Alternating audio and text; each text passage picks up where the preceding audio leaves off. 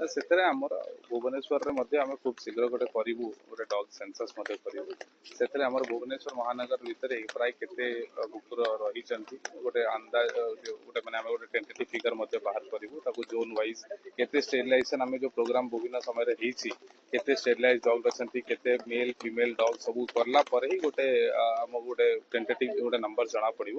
ଆଉ ସେଇ ହିସାବରେ ପରବର୍ତ୍ତୀ କାର୍ଯ୍ୟାନୁଷ୍ଠାନ ଯୋଉଟା ଅଛି ଆଇନକୁ ଦୃଷ୍ଟିରେ ରଖିକି ଆମେ ବିଭିନ୍ନ ଷ୍ଟେକ୍ ହୋଲ୍ଡର୍ସ ମାନଙ୍କ ସାଙ୍ଗରେ କନସଲଟେସନ କରିକି ତାକୁ ପଦକ୍ଷେପ ଆମେ ନେବୁ।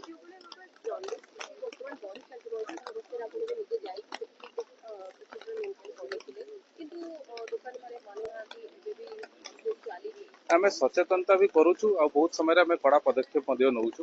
ଆମର ଅର୍ବାନ୍ ମେଟ୍ରୋପଲିଟାନ୍ ୟୁନିଟ୍ରୁ ଆରମ୍ଭ କରିକି ବିଏମ୍ସିର ଯେଉଁ ଫୁଡ୍ ସେଫ୍ଟି ଟିମ୍ ଅଛି ସେଥିରେ ବିଭିନ୍ନ ଜାଗାରେ ମେନଲି କଲେଜ ଗୁଡ଼ା ଜାଗାରେ କିମ୍ବା ସନ୍ଧ୍ୟାବେଳେ ଯେଉଁ ଜାଗାରେ ଆମେ ଦେଖୁଛୁ ଯେଉଁ ଫାଷ୍ଟ ଫୁଡ୍ ଟାଇପ୍ର ରହୁଛି ସେ ଜାଗାରେ ଆମେ ଚଢ଼ଉ ମଧ୍ୟ କରୁଛୁ।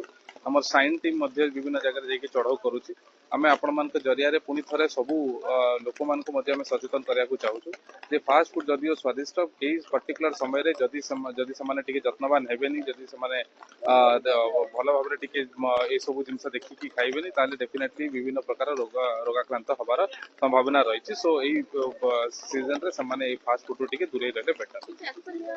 ଆମେ ଆକ୍ସନ ନଉଛୁ, ଡେଲି ଭାବରେ ଆମେ ଆକ୍ସନ ନଉଛୁ। ଜଣ୍ଡିସ୍ ଗୋଟେ ଦିଟା ଜାଗାରେ ଯୋଉ ଜାଗାରେ ସେମାନେ କୋଉଠି ଷ୍ଟେଲ୍ ଫୁଡ୍ କି ଏ ଟାଇପ୍ର ଫୁଡ୍ ଖାଇଛନ୍ତି ସେଇ ଜାଗାରେ ଏଇ ପ୍ରକାରର ଇସ୍ୟୁ ହେଇଛି।